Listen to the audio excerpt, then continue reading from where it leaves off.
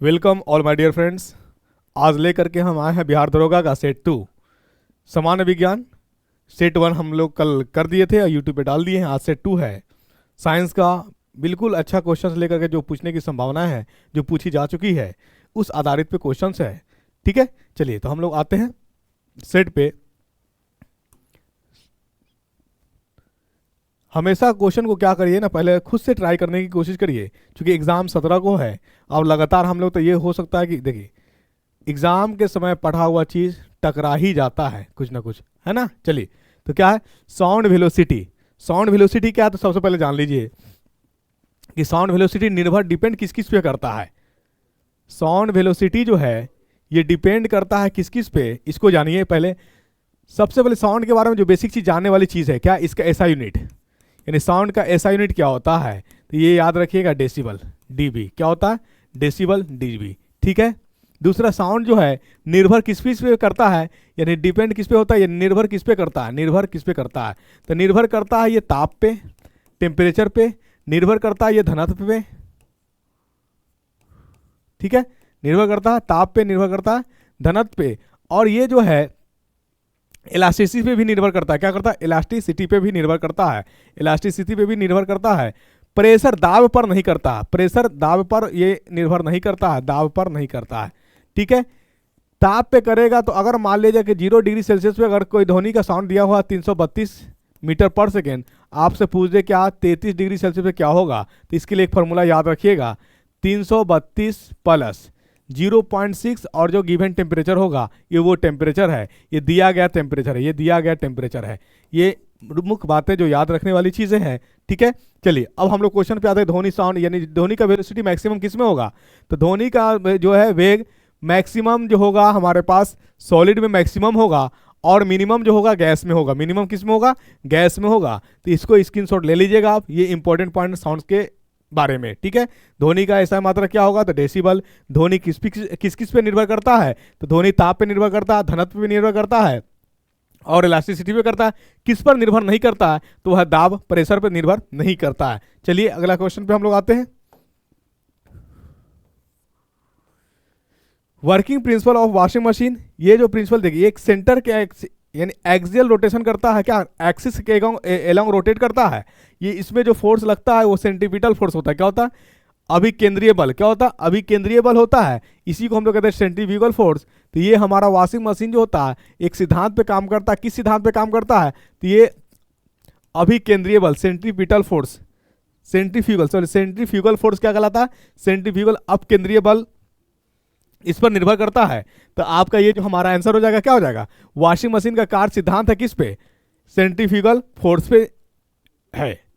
कैसा है, ये एक्सिस के अलॉन्ग रोटेट होता है, ये सर्कुलर पाथ पे मूव करता है। क्या करता है, सर्कुलर पाथ पर मूव करता है, सर्कुलर पाथ पर मूव करता है। चलिए अगला प्रश्न पे आते हैं हम लोग। अगला प्रश्न क्या है, अगला प्रश्न acid react with metal to form salt and liberate gas. देखिए एसिड, कोई एसिड ले लीजिए, मान लीजिए HCl है, और कोई मेटल ले लीजिए, ये हमारा Na है, ये मेटल है। ये जब रिएक्ट करेगा, देखिए जब भी रिएक्शन लिखने जाइएगा तो इसका देखिए कंपाउंड है, ये है लेफ्ट साइड और ये है राइट साइड। तो इसमें दो चीज़ों से मिलकर लेफ्ट साइड वाला ऑलवेज पॉजिटिव होता है, राइट साइड वाला ऑलवेज नेगेटिव होता है। ठीक है, ये याद रखिएगा। इसका पॉजिटिव जो है इधर वाला नेगेटिव होता तो इससे मिलता, यहाँ कुछ नहीं, न्यूट्रल है। ये हमारा किससे मिल जाएगा, क्योंकि सोडियम जो होता है बाय नेचर पॉजिटिव वाला होता है। जब ये कंपाउंड में जाएगा तो पॉजिटिव चार्ज शो करेगा, तो एक पॉजिटिव दूसरे नेगेटिव से मिलता है, मतलब एक केटायन दूसरे एनायन से मिलता है, एक धनात्मक दूसरे ऋणात्मक से मिलता है, मतलब अपोजिट नेचर वालों से मिलता है। तो सोडियम किससे मिल जाएगा, प्लस वाला हमेशा पहले लिखे गए, Cl बाद में लिखेंगे, तो ये बना हमारा NaCl, ये सॉल्ट हो गया। और कौन सा गैस बच गया, H बच गया, ये हमारा प्लस हाइड्रोजन गैस, यानी H। जब कोई भी मेटल एसिड के साथ रिएक्ट करेगा, अभिक्रिया करे, कोई भी अम्ल धातु के साथ अभिक्रिया करेगा तो नमक का निर्माण करेगा और हाइड्रोजन गैस रिलीज करेगा। तो आंसर क्या हो जाएगा आपका, hydrogen gas the correct answer. ठीक है, यहां मुख्य बातें याद रखने वाली बात क्या है, तो नाइट्रोजन की भी बात याद रखिए। नाइट्रोजन एटमॉस्फेयर में 78% पाया जाता है। दूसरा, ये टायर में जो होता है, टायर में भी फिल किए जाते हैं। और तीसरा इंपॉर्टेंट बात इसके बारे में याद रखने वाली बात क्या है कि आलू का जो चिप्स वगैरह होता है, आलू का चिप्स वगैरह उसमें भी फिल किया जाता है, क्योंकि नाइट्रोजन जो होता है ये अक्रिय जैसा बिहेव करता है, इसमें ना स्मेल होता है और ना ही गंध होता है। ये कह सकते हैं कि स्मेललेस है, टेस्टलेस है, ऑर्डरलेस है। आई बात समझ में? चलिए, तो ये इंपॉर्टेंट बात, ये नाइट्रोजन के बारे में जो केसेस था बता दिया आपको। अगला प्रश्न पे आते हैं। अगला प्रश्न है आपका, एक सोल बबल और एक तरल बूंद दोनों के अंदर समान सतह तनाव और दबाव होता है। तो देखिए, सरफेस टेंशन जो होता है, सतह तनाव, सरफेस टेंशन, ये जिम्मेदार होता है सहसंयोजक बल के लिए, यानी कोहेसिव फोर्स के लिए। ये क्या होता है? ये जिम्मेदार होता है। ये सरफेस टेंशन क्या करता है? जब कोई सतह पर रुकी हुई है तो ये क्या करता है ना, ये नीचे की ओर खींचता है, जिससे कोई भी वस्तु क्या होता है, उसमें तनाव पैदा होता है। क्या होता है? उसमें तनाव पैदा होता है, वो सिकुड़ता है। क्या होता है? वो सिकुड़ता है। यानी आप कह सकते हैं कि सहसंयोजक बल किस कारण होता है? तो आप कह सकते हैं सरफेस टेंशन के कारण होता है। एक बात यहाँ पे बात याद रखने की बात है, सोप बबल जो होता है ना, साबुन वाली बूंदे, उसमें दो सतह होती है। क्या होती है? दो सतह होती है, ये याद रखिएगा। और इसमें जो बाहरी बल, बाहरी क्या होता है, दाब होता है, बाहरी दाब जो होता है पी एक्सटर्नल, वो 4T/R होता है। 4T यानी T क्या है? टेंशन है। T क्या? तनाव है। R क्या है? उस वस्तु का यानी त्रिज्या, यानी हम सोप बबल की बात करते हैं, सोप बबल के अंदर वाला जो है उसकी त्रिज्या है जो R है। और हमारे पास तरल है, तरल का यानी लिक्विड का जो बाहरी दाब होता है, बाहरी दाब, ये होता है 2T/R, 2T/R। अब बताइए मुझे कि टेंशन किस में ज्यादा होगा, तरल पदार्थ में होगा या साबुन वाला बुलबुला में, यानी सोप क्या कहते हैं, साबुन के बुलबुला में होगा? तो आंसर आपको आना चाहिए, चूंकि इसमें टेंशन कितना मात्रा जा रहा है, 4 गुना जा रहा है, इसमें 2 गुना जा रहा है। तो इसका मतलब इसका जो करेक्ट आंसर होगा क्या होगा? सोप बबल यानी एक सोल बबल और एक तरल बूंद दोनों के अंदर समान सतह है, तनाव है और दबाव होता है। दबाव जो होता है सोप बबल में ज्यादा होता है, लिक्विड द्रव में कम होता है। तो एक लिख लीजिएगा, सोप बबल जो है उसमें ज्यादा होता है क्या? पी एक्सटर्नल, बाहरी दाब लिक्विड ड्रॉप से ज्यादा होता है। ठीक है, ये बात याद रखने वाली बात है। कितना ज्यादा होता था? इसका होता है पी एक्सटर्नल क्या ना, 4T/R, और इसका लिक्विड का होता है 2T/R। ये याद रखिएगा, ऑर्डर तो माइंड में सेट रहेगा तो क्वेश्चन बनाने में आसानी होगी। चलिए अगला प्रश्न पे आते हैं हम लोग।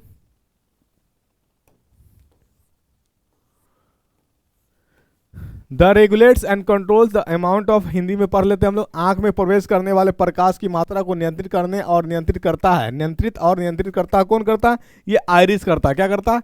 आइरिस करता है। ये प्रकाश कितना अंदर की ओर जाए, इसका डिसाइड है, जो हमारे पास डिसाइड करने वाला पीपल है, प्रवेश कराने वाला हमारे पास कौन है? आइरिस है। कॉर्निया क्या है? तो कॉर्निया आंख का वह पार्ट है जो डोनेट किया जाता है।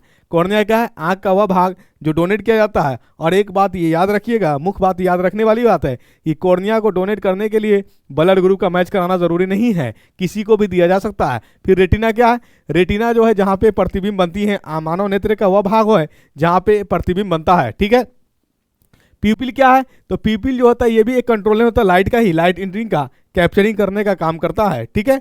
चलिए तो आइए हम लोग, यानी इसका आंसर जो हमारा एक क्या हो गया, जो करेक्ट आंसर हुआ 5 का क्या हुआ? आइरिस हुआ। Iris the correct answer. अगला प्रश्न पे आते हैं हम लोग। वह पदार्थ जो आमतौर पर निर्जलीकरण के दौरान शरीर से नष्ट हो जाता है, डिहाइड्रेशन होता मतलब पानी का लॉस होना। पानी का क्या होगा? लॉस होगा। अब पानी का लॉस होगा तो इसके साथ साथ जो होता है ना, कभी कभी आप देखे होंगे पसीना वगैरह को टेस्ट करके तो सॉल्टी लगा हुआ, तो सॉल्टी लगा इसका मतलब उसमें क्या गया होगा? NaCl। तो जब पानी का लॉस होगा तो इसका मतलब NaCl का लॉस होगा, और NaCl लवण का जब लॉस होगा तो आप याद रखिएगा कि NaCl के लॉस होने से क्या होता है? BP का भी प्रॉब्लम आता है, बीबी में चक्कर, यानी चक्कर आने लगता है, ब्लड प्रेशर में ये आता है। तो इसका मतलब हमारा आंसर क्या हो जाएगा इसका? वह पदार्थ जो आमतौर पर निर्जलीकरण के दौरान शरीर से नष्ट हो जाता है वो हमारा कौन है? NaCl सॉल्ट है। NaCl सॉल्ट है। क्योंकि आपने स्वेट वगैरह, पसीना वगैरह को देखे होंगे टेस्ट करके, यार नहीं किए होंगे तो कभी अचानक से चला गया होगा, तो आपको क्या लगा था? ये आपको सॉल्टी लगा था। क्या लगा था? सॉल्टी लगा था। तो आंसर क्या हो जाएगा इसका? Sodium chloride NaCl। ठीक है। चलिए अगला प्रश्न पे आते हैं हम लोग। अगला प्रश्न ये है आपके पास, निम्नलिखित में से कौन आंख में प्रवेश करने वाले प्रकाश की मात्रा को विनियमित करने में महत्वपूर्ण निभाती है? अभी हमने बताया आपको, आइरिस की बात किया और प्यूपिल की बात किया। मेनली जो है डिसाइडर कौन है? प्यूपिल्स ही है। प्रवेश करेगा कितना नहीं करेगा ये आइरिस पे डिपेंड करता है। मेन हमारा डिसाइडर कौन है, प्यूपिल है। ठीक है, चलिए क्रिस्टलाइन लेंस क्या होता है, क्रिस्टलाइन लेंस एक आंख का भाग होता है जो व्हाइट कलर का होता है, क्या होता है, व्हाइट है। ये भी आपका क्या है, स्क्लेरा, ये भी आंख का ही भाग होता है, ये भी इसका कलर क्या होता है, व्हाइट ही होता है। कॉर्निया तो आप जान ही रहे हैं, मानव नेत्र का वह भाग जो डोनेट किया जाता है। तो इसका जो हमारा मुख्य रूप से जो आंसर आएगा, क्या आंसर आएगा, निम्नलिखित में से कौन आंख में प्रवेश करने वाले प्रकाश की मात्रा को विनियमित करने में महत्वपूर्ण भूमिका निभाती है। तो ये हमारा आंसर हो जाएगा डायरेक्ट प्यूपिल। कौन होगा, प्यूपिल इज द करेक्ट आंसर। चलिए अगला क्वेश्चन पे आते हैं हम लोग।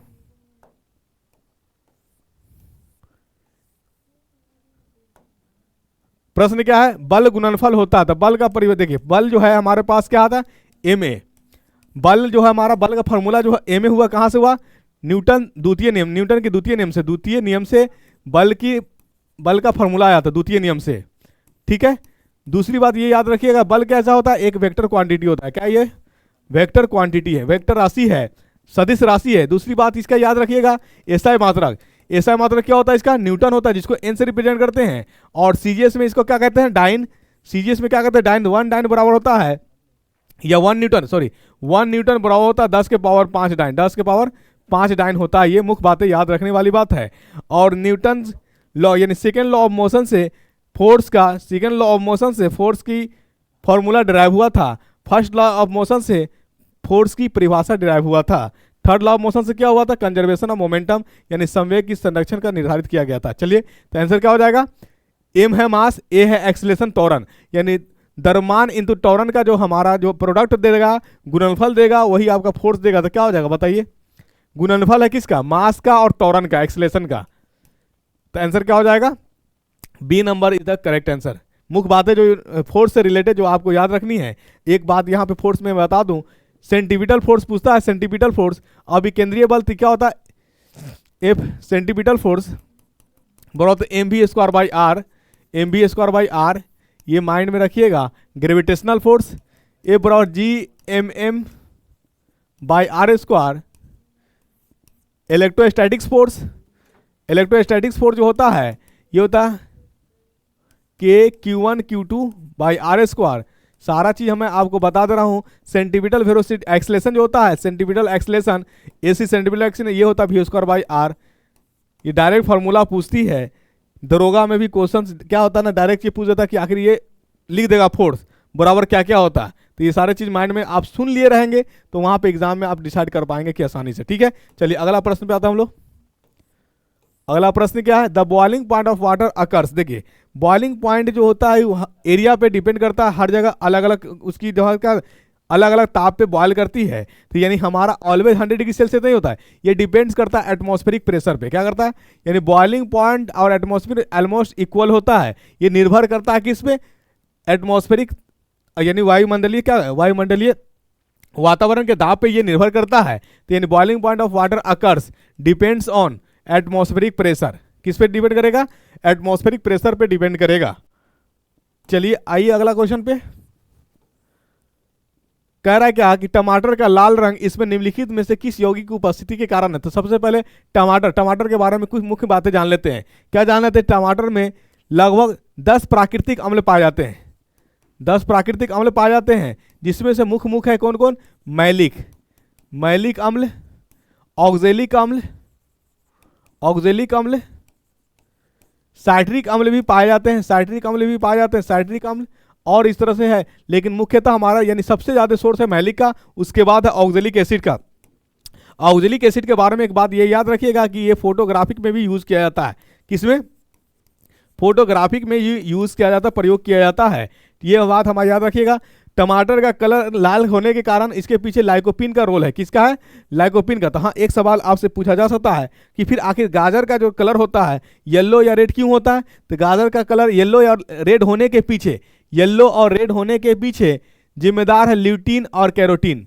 ये दोनों गाजर में मिलेगा आपको, किसमें, कैरोट में मिलने वाली है। और कुछ गाजर ऐसा भी होता है ब्लैक कलर के, आप देखे होंगे तो ब्लैक कलर के जो गाजर होता है उसमें कैरोटीन नहीं पाया जाता, उसमें ल्यूटीन पाया जाता है। क्या पाया जाता है, ल्यूटीन पाया जाता है। तो फ्लेवोनेंस क्या होता है, फ्लेवोनेंस क्या, ये जो होता है ये खास करके वेजिटेबल वगैरह में पाया जाता है। सलजम वगैरह जो आप अभी देखेंगे, हरा हरा जो सलजम आया हुआ है उसको एग्जैक्ट क्या कहते हैं हमको नहीं पता। एक तो लाल चुकंदर होता है, एक सलगम या सलजम राइट, कुछ इस तरह से होता है उसका नाम। तो उसमें ये फ्लोरेंस पाया जाता है। ठीक है, तो आज इसका आंसर क्या हो जाएगा करेक्ट? टमाटर का लाल रंग इसमें निम्नलिखित में से किस यौगिक की उपस्थिति के कारण होता है? तो ये हमारा lycopene is the correct answer. Lycopene होने के कारण टमाटर की रंग लाल होती है। टमाटर के बारे में मुख्य बात याद रखने वाली मैंने बता दिया है कि टमाटर में प्राकृतिक रूप से 10 अम्ल पाया जाता है, जिसमें से मुख्यतः मैलिक अम्ल जो है ज़्यादा, खास करके ज़्यादा परसेंटेज में होता है। उसके बाद ऑक्जेलिक अम्ल होता है, उसके बाद साइट्रिक अम्ल होता है। ऑक्जेलिक अम्ल का मैंने एक और प्रयोग बताया, क्या बताया कि इसका प्रयोग किया जाता है क्या? फोटोग्राफिक में।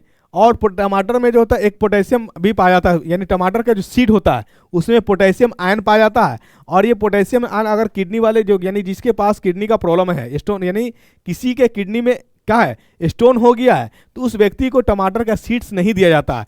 क्यों नहीं दिया जाता? कि ये सीड जाकर के पोटेशियम आयंस जो होता है ना, ये इसका लेवल बढ़ा देता है, जिसके कारण स्टोन में डेवलपमेंट हो जाता है और परेशानी का सबब बन जाता है। तो इसको ख्याल रखिएगा। यानी आपसे पूछा जा सकता है कि किडनी में जो स्टोन है, यानी किडनी वाले बीमारी को टमाटर नहीं दिया जा सकता। क्यों? कि ये स्टोन फॉर्मेशन में हेल्प कर जाता है। और ये स्टोन बनता कैसे किडनी में? स्टोन बनने के कारण है अगर यूरिनेशन, मैक्चुरेशन की मामला है, मतलब यूरिनेशन फील हो रहा है और आप डिस्चार्ज में नहीं जा रहे हो, तो इस सूरत में क्या होता है, इस कंडीशन में जो होता है और रिवर्स किडनी की तरफ चला जाता है और स्टोन का फॉर्मेशन करना शुरू करता है, यानी मिनरल्स क्या होता है सबसे ज़्यादा बनना शुरू हो जाते हैं। चलिए आइए नेक्स्ट प्रश्न पे। इफ अ रजिस्टर, यानी यदि आर ओम वाले प्रत्येक प्रतिरोध को समानांतर में जोड़ा जाता है तो नेटवर्क का समतुल्य प्रतिरोध होगा। देखिए आर, यानी हमारे पास के आर ओम वाले प्रत्येक प्रतिरोध को समांतर में जोड़ा जाता है, तो इसमें कुछ मिसिंग है। If a register with R ohm each edge a register is connected in a parallel, R ohm ने एन ओम जो होगा कनेक्टेड इन पैरेलल, हमारा कितना नंबर ऑफ टर्म्स है हमारा नहीं दिया हुआ है, तो लिख लीजिए। ये एक है ओम रजिस्टर, दूसरा है, तीसरा है, इसी तरह से एन टाइम तक है। कितना तक है? एन टाइम्स तक है। इसको कनेक्ट किया जा रहा है पैरेलल में। किस में कनेक्ट किया जा रहा है? पैरेलल में। इसको कनेक्ट किया जा रहा है पैरेलल में। ठीक है, तो समतुल्य प्रतिरोध जो होता है क्या होता है? 1/R, 1/R1 plus 1/R2 plus वाला क्या हो जाता है 1/N तक चला जाएगा। क्या चला जाएगा? तो यानी हमारा N टाइम्स तक जाएगा। कहाँ तक जाएगा? N टाइम्स तक चला जाएगा, 1/N नहीं, N टाइम्स तक चला जाता है। ये R इक्विवेलेंट जो हो जाएगा, R इक्विवेलेंट जो हो जाएगा हमारा क्या हो जाएगा? 1/ हमारा क्या हो जाएगा? R/N हो जाएगा, पलट जाएगा। जब इसको पलटिएगा तो ये हमारा क्या हो जाएगा? ये ऊपर चला जाएगा और ये नीचे चला जाएगा, यानी हमारा R ही इक्विवेलेंट वाला। तो इसका जो एग्जैक्ट आंसर क्या हो जाएगा? R/N ओम हो जाएगा। R/N ओम हमारा समतुल्य प्रतिरोध हो जाएगा। इसके लिए याद रखिएगा, जब समानांतर में जोड़ा जाता है, जब समानांतर में जोड़ा जाता है तो इसमें जब कोई प्रतिरोध को समांतर में जोड़ा जाता है तो वोल्ट सेम होते हैं। क्या होता है? वोल्ट सेम होते हैं, धारा अलग अलग होता है। धारा क्या होता है? धारा डिफरेंट होता, अलग अलग होता है, ये याद रखिएगा। समांतर क्रम में जो होता है, समानांतर क्रम प्रतिरोध का वैल्यू जो होता है हमारा मिनिमम आता है, न्यूनतम होता है। क्या होता है? न्यूनतम आता है। जबकि श्रेणी क्रम में समतुल्य प्रतिरोध का वैल्यू जो होता है हमारे पास मैक्सिमम होता है। आर इक्विवेलेंट किस में? सीरीज में मैक्सिमम आता है, अधिकतम होता है। चलिए अगला प्रश्न में हम लोग आते हैं। अर्थ एक्सोडस वेलोसिटी अकर्स, यानी पृथ्वी से पलायन वेग होता है। यानी पलायन वेग कहते हैं उसको है कि वह वेग जो मिनिमम वेग जिससे किसी वस्तु को फेंक दिया जाए तो क्या होगा ना कि ग्रेविटेशन से, यानी ग्रेविटी के प्रभाव से दूर हो जाएगा, भाग जाएगा। अगर आप चाहते हैं कि हम किसी व्यक्ति से छुटकारा पा लें और या कोई व्यक्ति हमारे जीवन में फिर से लौट करके नहीं आए, तो उस व्यक्ति को उठाइए और इसके वेलोसिटी फेंक दीजिए। इसके वेलोसिटी फेंक दीजिएगा तो वो आपके पास कभी लौट करके आएगा नहीं। इसका मतलब ये हुआ कि इसके वेलोसिटी, वह वेलोसिटी जो मिनिमम वेलोसिटी जिसको, यानी ग्रेविटी को क्या कर दे, ब्रेक लगा दे, रोक दे, यानी उस वस्तु पे इसके वेलोसिटी का, यानी उस वस्तु पे ग्रेविटेशन का प्रभाव कम से कम हो, उसी को हम लोग कहते हैं एस्केप वेलोसिटी। और इसका वैल्यू होता है 11.2 किलोमीटर प्रति सेकेंड। यानी एक सेकेंड में कितना किलोमीटर से, यानी किसी वस्तु को एक सेकेंड में 11.2 किलोमीटर के हिसाब से फेंक दीजिए तो वो व्यक्ति आपके जीवन में फिर डबल लौट करके आएगा नहीं। ये है एस्केप वेलोसिटी, पलायन वेग। ठीक है, चलिए तो ये हमारा आंसर हो जाएगा। आइए अगला प्रश्न पे आते हम लोग। Which one of the following is a reason why astronomical distance are measured in light years, यानी निम्नलिखित में से कौन सा कारण है कि खगोलीय दूरी प्रकाश वर्ष में मापी जाती है? इसका मुख्य एक ही कारण है, क्योंकि एक ही कारण यह है कि हर जगह जो प्रकाश की वेग है एक समान है। हर जगह स्पीड ऑफ लाइट क्या है? एक समान है, बाकी और कुछ देखने की जरूरत नहीं है। Speed of light is always same, speed of light is always same. चलिए अगला प्रश्न पे आइए।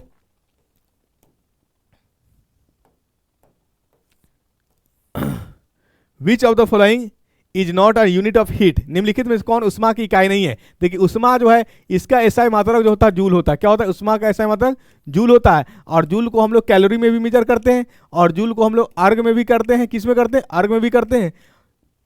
और जूल को यानी एनर्जी को जो है हम लोग इलेक्ट्रॉन वोल्ट में भी करते हैं। ठीक है, तो हमारा पास जो आंसर आपके पास आएगा, कैलोरी भी एनर्जी का ऊर्जा का मात्रक है, किलो कैलोरी इसी का पार्ट यानी कैलोरी लगा हुआ ऊर्जा ही का मात्रक है, जूल भी ऊर्जा का मात्रक है, डिग्री सेल्सियस ये हीट का मात्रक नहीं, ये ताप का मात्रक है डिग्री सेल्सियस यानी केल्विन में, तो ये हमारा नहीं होगा, बाकी ये सब होगा, सीनो होगा।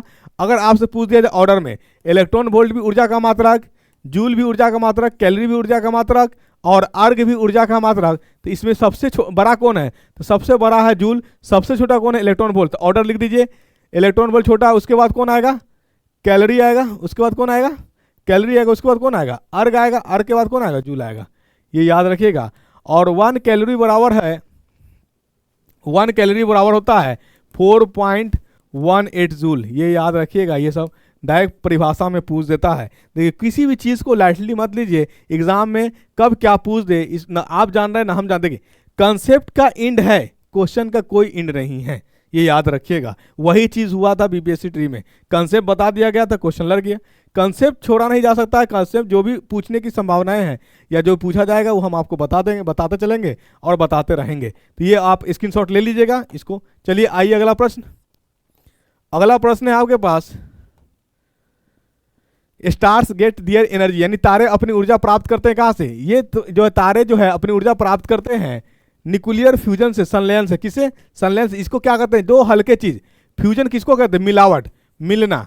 जब दो हल्के चीज मिल करके एक भारी चीज का निर्माण करता है उसी को हम लोग फ्यूजन कहते हैं। यानी हम लोग कह सकते हैं दो हल्के न्यूक्लियर वाला चीज, यानी दो हल्के न्यूक्लियर एलिमेंट्स आपस में मिल करके एक हेवी न्यूक्लियर को क्या करेगा, फॉर्म करेगा, निर्माण करेगा, उसी को हम लोग कहते हैं न्यूक्लियर फ्यूजन। क्या कहते हैं, न्यूक्लियर फ्यूजन।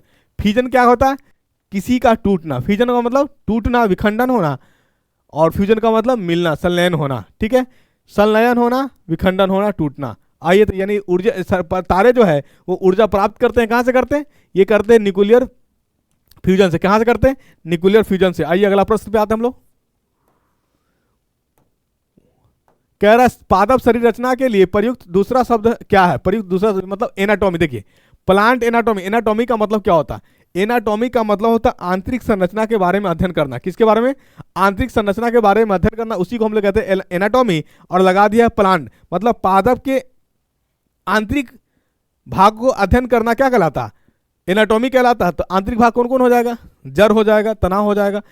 पत्ती के भी अंदर हम अगर स्टडी करेंगे तो भी हमारा एनाटॉमी कहलाएगा। आई बात समझ में, तो इसी को कहते हैं हम लोग पादप का एनाटॉमी, यानी आंतरिक संरचना को अध्ययन करना एनाटॉमी कहलाता है। और इसी का अनदर नेम हो जाता है फाइटो, मतलब प्लांट। क्या होता है, फाइटो का मतलब प्लांट, टोमी का मतलब इंटरनल पार्ट। फाइटोटोमी, जैसे टम्मी एब्डोमेन पेट करते उसी तरह से यहाँ है, तो फाइटोटोमी क्या आ गया, फाइटो। बोटनी क्या है, तो बोटनी एक ब्रांच ऑफ बायोलॉजी है जिसमें प्लांट्स के बारे में स्टडी किया जाता है, प्लांट्स के बारे में।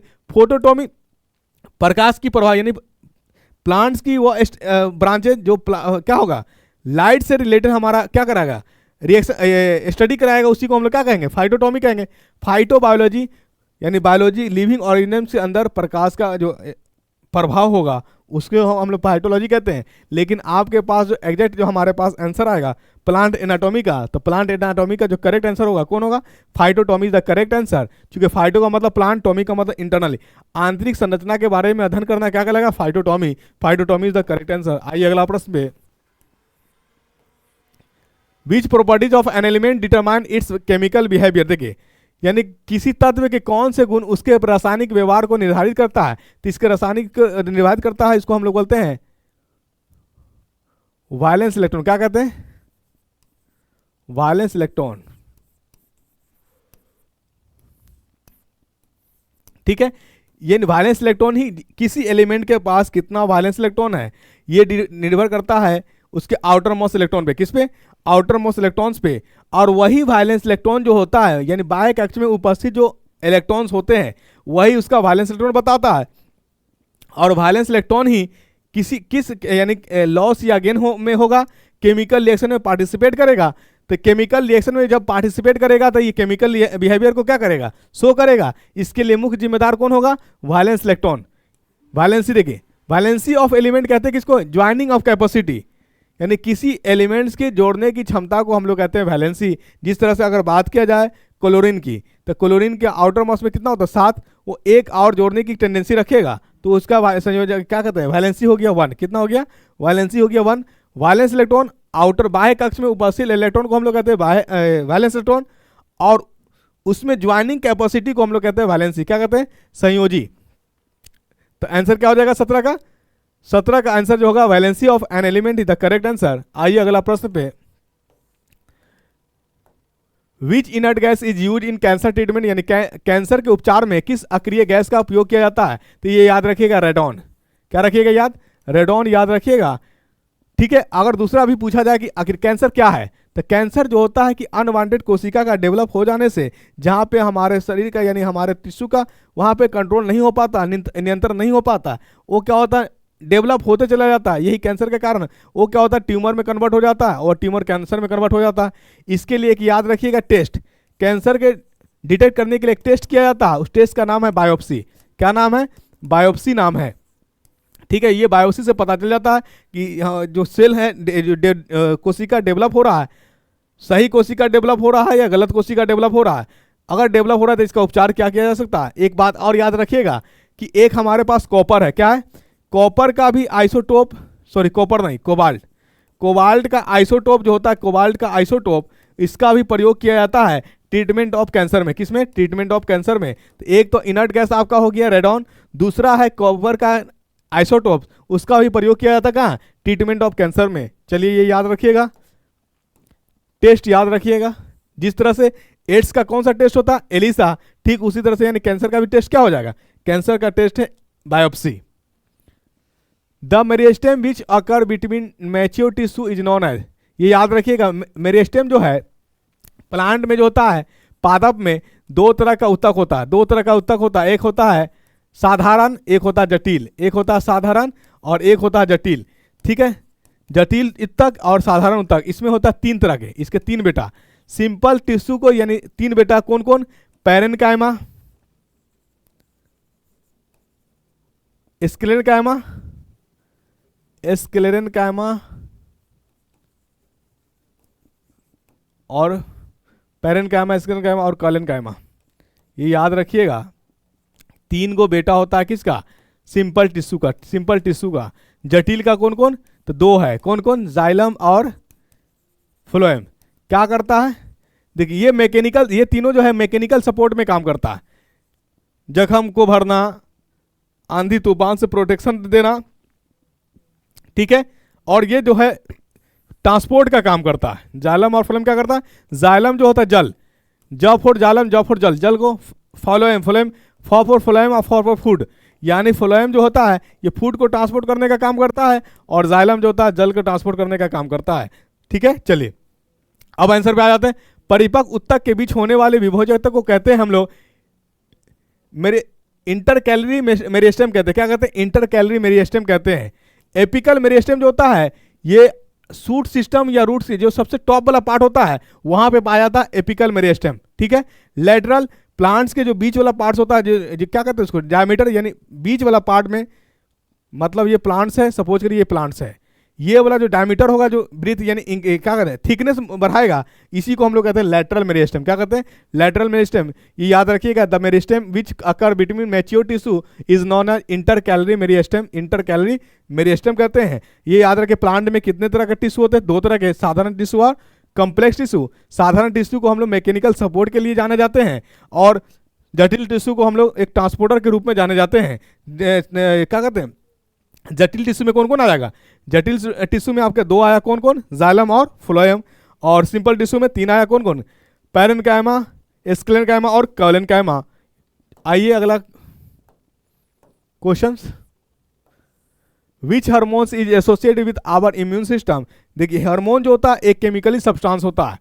हार्मोन क्या होता है, एक केमिकली सब्सटेंस होता है जो कौन सिक्रीट करता है, सिक्रीट करता है इंडोक्राइन, अंतःस्रावी ग्रंथि। कौन करता है, इंडोक्राइन अंतःस्रावी ग्रंथि, ये क्या करता है, एक क्या होता है, ये डक्टलेस में फ्लो करता है।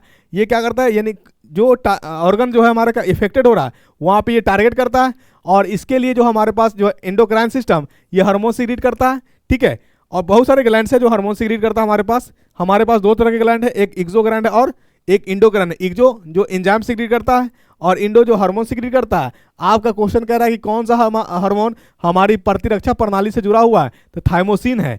जब एड्स हो जाता है तो ये टी सेल को यानी थाइमोसिन सीक्रेट करने वाला ग्लैंड्स को क्या करता है, डिस्ट्रॉय कर देता है, जिसको हम लोग टी सेल कहते हैं। क्या कहते हैं, टी सेल। इस समझ यानी जो ये रिब्स वाला जो बोन है इसको हम लोग कहते हैं ब्रेस्ट बोन। क्या कहते हैं, ब्रेस्ट बोन के जस्ट नीचे ये आपके पास टी सेल होता है।